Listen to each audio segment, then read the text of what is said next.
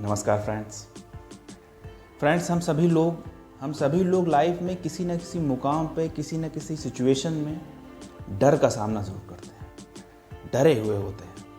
तो आज का जो टॉपिक है, आज का जो सब्जेक्ट है वो यही है कि डर, कि हम डरते क्यों हैं और कैसे अपने आप को डर से बचाया जा सकता है।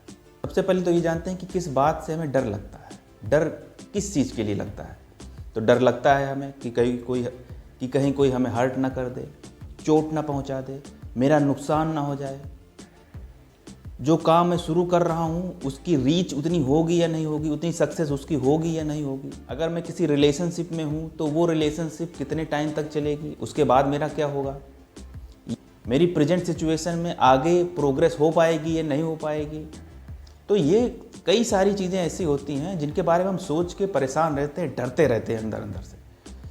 हम इस पे सोचें कि ये डर आता कहाँ से है, इसका कॉज क्या है, तो आप ये पाएंगे कि डर तभी आता है जब आप अपने आप को भूले हुए होते हैं, या जब आप अपने सामर्थ्य को, अपने बल को भूले होते हैं। आप अपने आप को, अपने बल को, अपने सामर्थ्य को भूलते क्यों हैं? अगर आप इस पर विचार करते हैं, इस पर सोचते हैं, तो आप ये पाते हैं कि चूंकि आप किसी सेकंड पर्सन या सेकंड थिंग या किसी इंसिडेंस के बारे में, चाहे वो पहले बीत चुका हो या आगे आने वाला हो, जब उस पर आप सोचने लगते हैं, दिमाग उसमें अपना लगाने लगते हैं, तो आप अपने आप को भूल जाते हैं।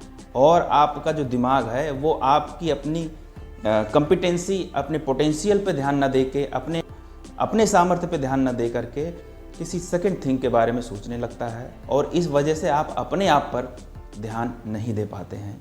यही वजह होती है कि आप डरना शुरू कर देते हैं, आपको डर लगने लगता है।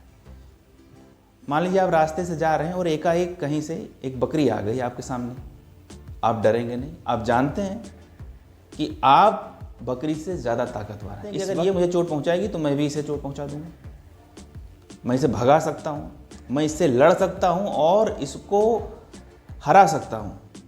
ये विश्वास आपके अंदर है।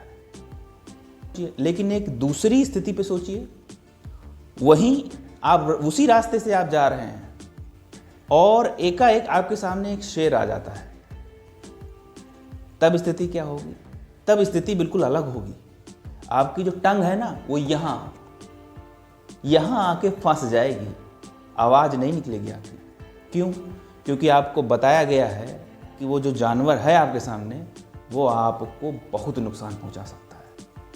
भले ही आप इस स्थिति में हो, इस क्षमता में हो कि आप उसका सामना कर सकते हो, उसको हरा सकते हो, आप इस बात पे भरोसा नहीं करेंगे, आप डर जाएंगे। क्यों? क्योंकि वहां पर आप सामने वाले के बल को देख रहे हैं, उसके बल को जान रहे हैं। जैसे आपको ये एहसास हो जाए कि अगर वो हमला करेगा तो क्या मैं क्या करूंगा, मेरे पास भी तो बल है, मेरे पास भी तो क्षमता है। अरे, ऐसी कई सारी कहानियां हैं जहां लोगों ने शेर के मुंह को खोल के उसके दांत गिन लिए हैं।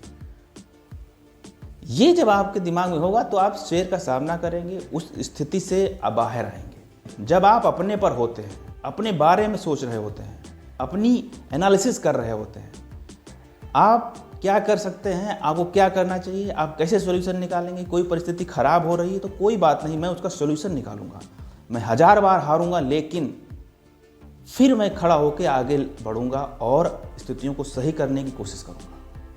जब आप इस तरीके से अपने आप में स्थित रहते हैं, अपने बल पर सोचते रहते हैं, तो कहीं ना कहीं आप स्थितियों को सॉल्व कर ले जाते हैं। और तब आपको डर नहीं लगता है कि आप हार जाएंगे तो क्या होगा, या आप ये चीज़ नहीं कर पाए तो क्या होगा। ये सब चीज़ें नहीं होती।